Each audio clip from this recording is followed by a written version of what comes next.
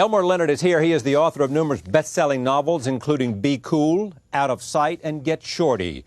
Known for his dead-on dialogue and razor-sharp wit, Leonard has been praised by the New York Times as the greatest crime writer of our time. His new book is called When the Women Come Out to Dance. It is his first collection of short stories and the first time that one of his works has been adapted for the stage. I am pleased to have him back at this table for, what, the 10th time, you think? I would say about that. I would say about that. I mean, I'm pretty good about getting you on in front of America.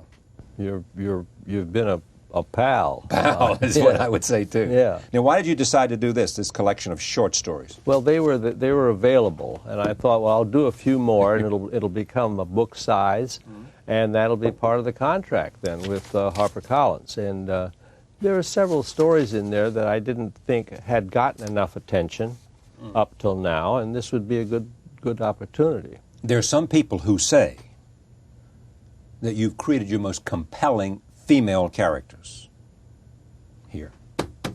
Well, I think, you see, one of the short stories was, for example, Karen Makes Out, was a test.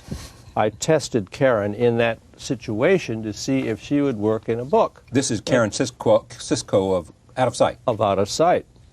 Charlie Hoke becomes a character in Tishomingo Blues. Right. And I find out if they can talk or not. Give them an audition. It's like an audition. You actually said that Tishomingo Blues was your favorite book of all time. I did. And you still believe that? Well, it's up there with Freaky Deaky. Freaky Deaky. That's one of my faves. So, I think my women in the last few books, well, I'd say in the last dozen books, have been very strong characters, and I have been leaning more toward making the women more important, and they turn out to be more intelligent than the men, and even funnier, more interesting, and so therefore that their roles become more important. A lot of people say that great writers never let their technique show. Does your technique show? Well, I say that my style is the absence of style, and yet it is obvious, because people say they can tell by reading a passage that I wrote it. I mean, when they read one of my books, they know it's my book and not someone else's book. Is that good? Sure. I think it's good. Yeah, because it has a certain style, a certain zing. Because it has a certain sound, whether it's a zing or... I think of style as sound, and this comes out of attitude.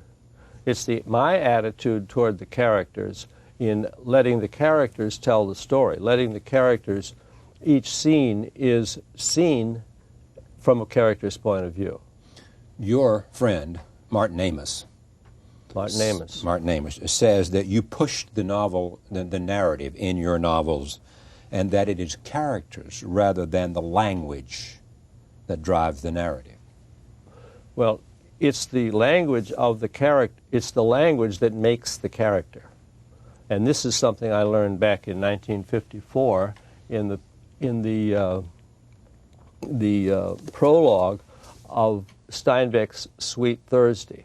And in the prologue, a character from Cannery Row says, "Yeah, I like that book, okay, but I didn't like the way the author is always describing what people look like. I don't want to know what people look like. I don't want him telling me what they look like. I want to learn from the way they talk and what they do, what they look like." And I've never forgotten that, because I would certainly rather do it that way than have to try and describe characters, because I think more often than not, characters are described far too much in detail in novels.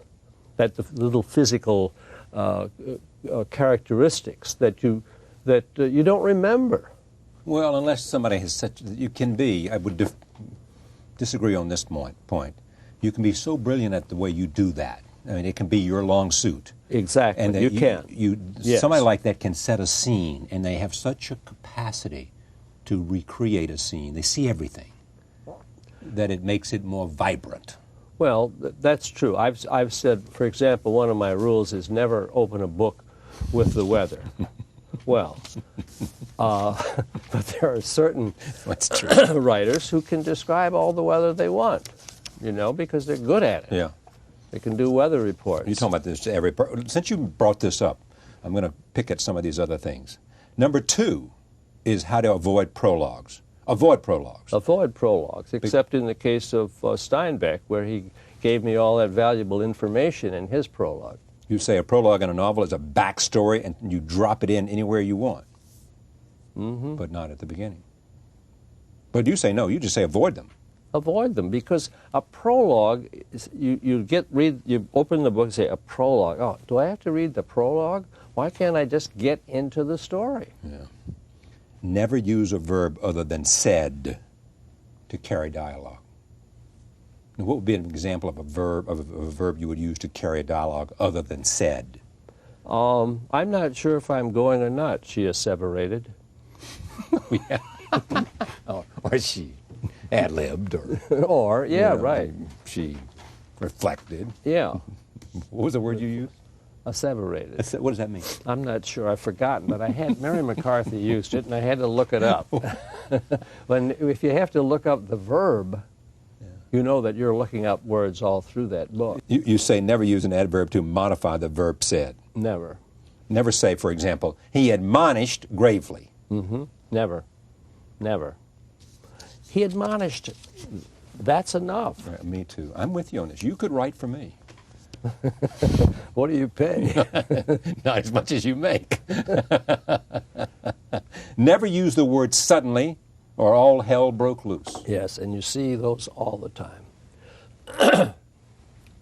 Now, you don't have to explain those. All right. You know. Number 7, use regional dialect sparingly.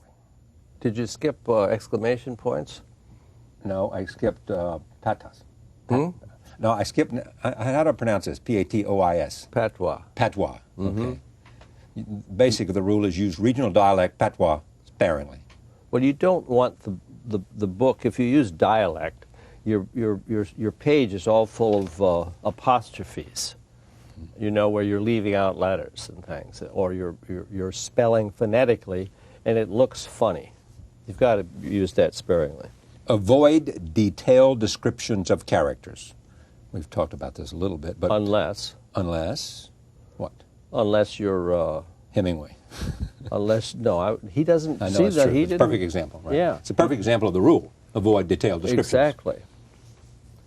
Go on. All right. Don't go into great detail describing places and things. Unless you're Margaret Atwood. Yeah. And this is my point. I've already made this point. Yeah. And can paint scenes with language or write landscapes in the style of Jim Harrison. Yeah.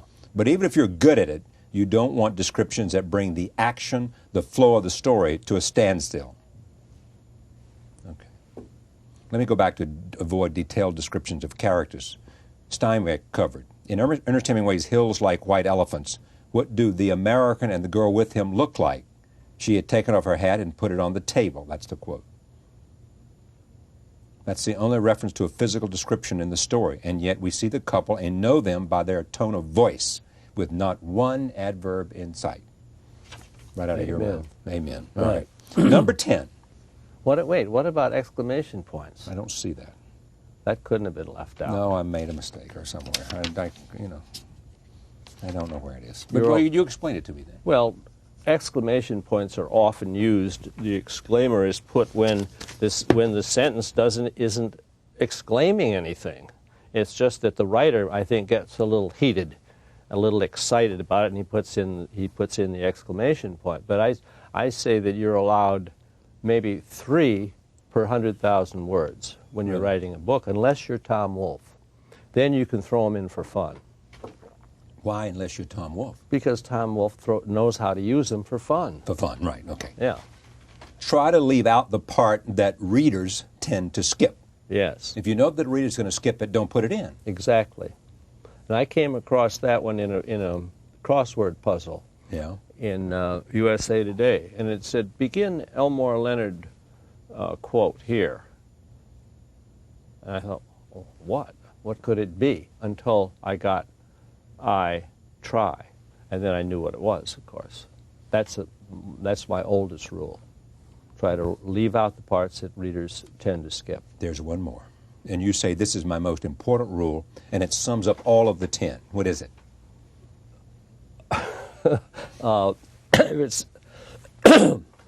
If it sounds like writing, I rewrite it. Yes! Yeah. That's true. I don't, and what I'm referring to the way we were taught to write, by putting the dependent sentence clause first, like upon entering the room, he noticed that. That to me is just writing. Some of the reviewers, like Kirkus, they liked the short stories better than the novellas. Do you? You mean in general? No, here. Oh, in here? Yeah. Oh. Because the 2 of these are longer than the rest. Right, yeah. Well, that's okay. It's what can I say? I'll tell you, what my favorite one is The Tonto Woman. Really? And I wrote it 10 years ago. Why is that your favorite? I just like it. It recounts a rustler's determined courtship of a landowner's. Well, do you think that's what it's about? No. What is it about? It's about a rustler's courtship of a but that's not what it's about. What's it about? Well, here this Mexican rustler, and he in the first scene he goes to confession. It's the first time in 20 years he's gone to confession, and he says, "Oh, I've stolen 5,000 horses and so many, all this get this all off his chest." All right. Then he goes out toward the herd, and he sees this woman, who must be living in this lion shack out on this very empty prairie out there. And he sees her come out to the pump, and she's washing herself. And she has a suspicion that she's being watched. Then he comes in to get a drink of water. And she's in the doorway with a gun. And there's something strange about her. And she's tattooed on her face with blue lines. Blue lines, because she had been captured by Tano Mojaves and sold to them by another tribe as a slave. And they tattooed her so that she would look like one of them. Yeah. And when she was finally saved and returned to the home, her husband puts her out in this lion shack to live. And she doesn't want to see anybody because because of these blue lines on her face. See? But this Mexican drover, he says, "Hey, come on." He buys her a new hat and a dress, and he takes her into town so that she can become herself again. There's a little action in it, but not any shooting. But I think it's a good story. I think it could be a movie. Okay, why did you choose this one for the cover and for the title, When the Women Come Out to Dance? I was going to use Ten Killer, and my publisher, my editor, Marjorie Brayman, said, "I think When the Women Come Out to Dance would be a much, much more intriguing." It's kind of a snappy title, isn't it? Yeah, and I said, "I think you're right," and I did immediately, almost immediately. Here you go. There you are. When the Women Come Out to Dance, Elmore Leonard, thank you for being with us. Charlie, thank you. Pleasure to have you. Always my pleasure. Thank you for joining us. We'll see you next time.